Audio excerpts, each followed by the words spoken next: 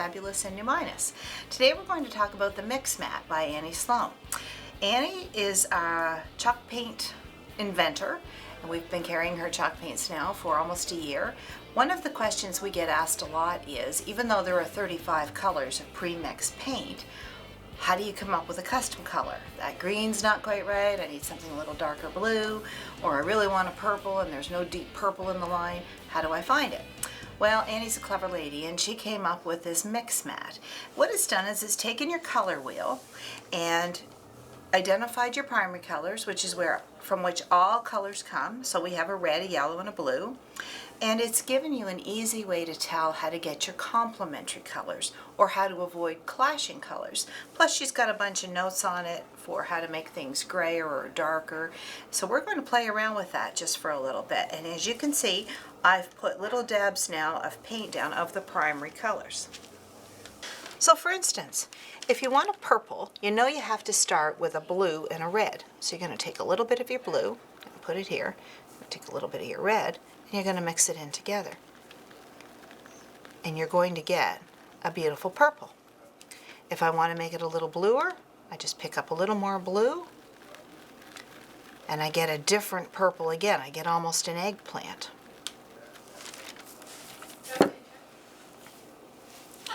If I want an orange, now there is an orange in the line, but if I wanted a different orange, I'm going to take my red and my yellow and I'll create an orange. So this is a fiery orange, more so than the Barcelona. I can temper it down a little bit by adding more yellow, and I can come out with this almost beautiful coral sort of color. Now this is pretty basic, so if I was really doing this because I was going to paint a piece of furniture, I would be measuring how much I was doing. I would be taking 1 part of my blue and 2 parts of my red, or whatever my proportion was. But just to keep on with the story, let's start with a yellow, add a little blue, and look at our green. And again, if I'm mixing this to actually paint a piece of furniture or do a project with it, I would make sure it was all very well mixed so I didn't have any streaks of blue or yellow. But you can see how I got a beautiful green with that. So now, what if I want to make a color that's the opposite? So what if I take my blue and I take an orange? We're going to just use a little bit of the pre-mixed orange here, the Barcelona orange.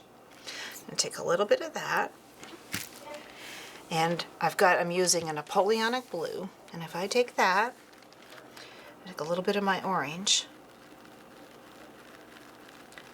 I get almost a chocolate brown color.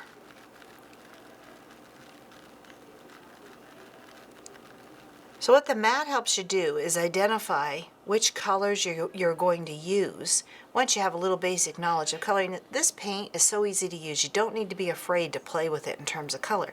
In this way, you're not wasting a lot of paint. You've just used a little bit of paint to come up with the color that you want. When you're all done with the mat, you can just wipe it off or wash it off in the sink, and it's reusable many, many times. It also makes a great surface to work from if you wanted to do stamping projects, because I could puddle a bunch of paint and use it as my stamping pad, and it gives me kind of a nice area to work from without creating a lot of mess, but it also keeps the paint kind of a little bit more moist than if it was on paper or something where it absorbs. That's Annie's Mix Mat. They really do make it easy to learn your colors and learn your color chart and play around with mixing. Thank you.